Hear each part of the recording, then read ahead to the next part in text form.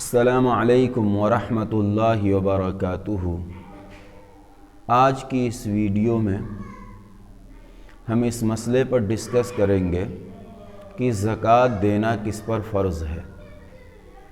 یہ تھوڑی سی پیچیدہ اور تفصیلی بحث ہے، مگر ہم اس کو شارٹ اور مختصر طریقے سے آسان انداز میں پیش کرنے کی کوشش کریں گے۔ جس شخص کے اندر دو باتیں پائی جائیں اس پر زکوٰۃ دینا فرض ہے۔ نمبر ایک، نصاب کے بقدر اس کے پاس مال موجود ہو۔ نمبر دو، اس نصاب کے اندر تین شرطیں پائی جائیں۔ پہلی بات، نصاب کے بقدر مال موجود ہو۔ اس کا مطلب یہ ہے کہ کسی شخص کے پاس 5 قسم کے مالوں میں سے کسی بھی ایک قسم کا مال موجود ہو۔ 5 قسم کے مالوں کی تفصیل یہ ہے کہ نمبر ایک، کسی کے پاس 7.5 تولہ سونا موجود ہو۔ 7.5 تولہ سونا موجودہ زمانے کے حساب سے 87 گرام 480 ملی گرام بنتا ہے، اور یہ سونا انسان کے پاس کسی بھی شکل میں موجود ہو، چاہے زیور کی شکل میں، چاہے سکے کی شکل میں، چاہے برتن کی شکل میں، اور چاہے ڈھلے ہوئے بسکٹ اور اینٹ کی شکل میں۔ نمبر دو، یا کسی شخص کے پاس 52.5 تولہ چاندی موجود ہو۔ 52.5 تولہ چاندی موجودہ زمانے کے حساب سے 612 گرام 360 ملی گرام بنتا ہے۔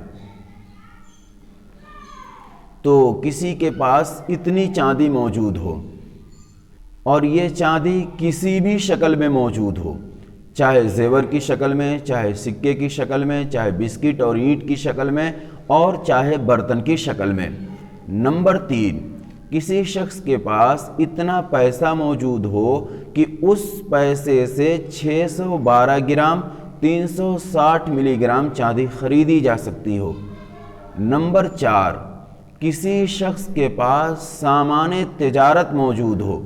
سامان تجارت کا مطلب ہر وہ مال ہے جس کو آدمی نے اپنے پاس بیچنے کے لیے، سیل کرنے کے لیے رکھا ہو، چاہے وہ دکان کے اندر ہو، اسٹور روم میں ہو، گھر میں ہو، یا باہر پڑا ہوا، یا باہر کہیں پر پڑی ہوئی کوئی چیز ہو، جیسے پلاٹ ہو یا کوئی بھی چیز ہو جس کو آدمی نے بیچنے کے لیے رکھا ہو، اور اس کی قیمت اتنی ہو کہ اس میں 612 گرام 360 ملی گرام چاندی خریدی جا سکتی ہو۔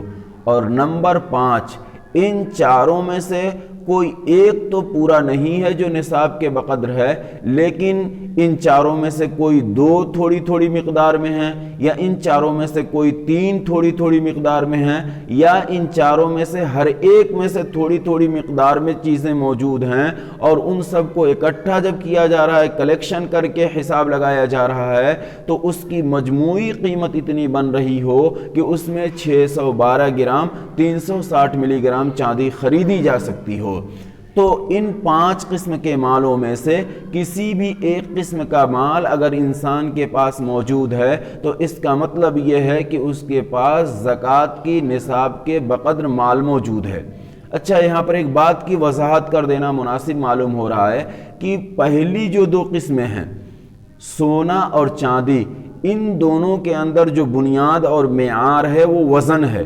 اگر کسی کے پاس صرف سونا ہے تو پھر اس سونے کی قیمت نہیں لگائی جائے گی، بلکہ اس کو وزن کے حساب سے دیکھا جائے گا کہ یہ 87 گرام 480 ملی گرام سونے کے بقدر ہو رہا ہے، اس کا وزن بن رہا ہے کہ نہیں بن رہا ہے۔ یا کسی کے پاس صرف چاندی ہے تو اس میں بھی پیسے کے حساب سے نصاب نہیں دیکھا جائے گا، بلکہ اس چاندی کا وزن دیکھا جائے گا کہ یہ 612 گرام 360 ملی گرام کے وزن کے برابر ہے کہ نہیں ہے۔ اور باقی کے جو 3 ہیں، ایک پیسہ اور سامان تجارت، اور اس کے بعد تیسری قسم جو کہ پورا کوئی ایک نہیں ہے، تھوڑی تھوڑی مقدار میں 2، ان چاروں میں سے 2 یا 3 یا چاروں میں سے ہر ایک میں سے ہے، تو اب اس میں وزن نہیں دیکھا جائے گا، بلکہ اب اس میں پیسے دیکھے جائیں گے کہ ان کا پیسہ اور اس کی مجموعی قیمت اتنی بن رہی ہے کہ جس میں 612 گرام 360 ملی گرام چاندی خریدی جا سکتی ہے یا نہیں خریدی جا سکتی ہے۔ تو یہ پہلی بات مکمل ہوئی کہ نصاب کے بقدر مال موجود ہونا چاہیے۔ دوسری بات یہ تھی کہ اس نصاب کے اندر 3 شرطیں پائی جائیں۔ پہلی شرط یہ ہے کہ جس شخص کے پاس یہ نصاب موجود ہے اس کے ذمے کوئی قرض نہ ہو۔ اگر کسی کے اوپر قرض ہوگا تو پہلے اس قرض کو ادا کیا جائے گا یا اس قرض کو مائنس کیا جائے گا، اس سے گھٹانے کے بعد دیکھا جائے گا کہ یہ نصاب کے بقدر مال بچ رہا ہے یا نہیں بچ رہا ہے۔ اگر بچے گا تو زکوٰۃ دینی ہوگی، اگر نہیں بچ رہا ہے تو زکوٰۃ نہیں دینی ہوگی۔ اور دوسری شرط یہ ہے کہ انسان کی بنیادی ضرورتوں سے زائد یہ نصاب ہو۔ بنیادی ضرورتوں کا مطلب انسان کی وہ ضروریات ہوتی ہیں جن کو اگر انسان پورا نہ کرے تو زندہ نہیں رہ سکے گا۔ مثال کے طور پر کسی شخص کے پاس اتنا مال تو ہے لیکن سردیوں کا زمانہ ہے اور اس کے پاس گرم کپڑے، سویٹر، جیکٹ وغیرہ نہیں ہے، تو پہلے وہ گرم کپڑے خریدے گا، اس کے پاس دیکھا جائے گا، اس کے بعد دیکھا جائے گا کہ نصاب کے بقدر مال بچ رہا ہے یا نہیں بچ رہا ہے۔ یا کسی کے پاس اتنے مال تو ہیں لیکن وہ بیمار ہے تو پہلے اس سے وہ میڈیسین لے گا، وہ دوائیاں لے گا، اس کے بعد دیکھا جائے گا کہ اس میں نصاب کے بقدر مال بچ رہا ہے یا نہیں بچ رہا ہے۔ یا اسی طرح سے کوئی شخص کوئی کاریگر ہے اور وہ کاریگری کے جو اوزار ہیں وہ اس کے پاس نہیں ہیں، تو پہلے وہ اپنے اوزار خریدے گا، اس کے بعد سے دیکھا جائے گا کہ وہ نصاب کے بقدر اس کے پاس مال بچ رہا ہے یا نہیں بچ رہا ہے۔ اگر بچ رہا ہے تو زکوٰۃ واجب ہوگی، فرض ہوگی، اور اگر نہیں بچ رہا ہے تو پھر زکوٰۃ دینا فرض نہیں۔ تیسری شرط یہ ہے کہ اس نصاب کے اوپر سال گزر چکا ہو۔ سال گزرنے کا مطلب یہ ہے کہ جیسے آج میں 17 رمضان المبارک سن 1445 ہجری میں یہ ویڈیو بنا رہا ہوں، تو اس وقت میرے پاس نصاب کے بقدر مال موجود ہو اور پھر اس کے بعد سے آئندہ سال 17 رمضان المبارک سن 1446 ہجری کے اندر بھی میرے پاس اتنا مال موجود ہو۔ اچھا، اس بات کا دھیان ہے پورے سال اتنا مال موجود رہنا ضروری نہیں ہے، پورا سال میں اگر گھٹتا بڑھتا رہا ہو پھر بھی کوئی حرج نہیں ہے، بس سال کے شروع میں مال ہو اور پھر سال کے اخیر میں اتنی مقدار میں مال ہو۔ البتہ بیچ سال میں مال پورا کا پورا بالکل سرے سے ختم نہ ہوا ہو، کچھ نہ کچھ بچا ہو، بھلے ہی گھٹتا اور بڑھتا رہا ہو۔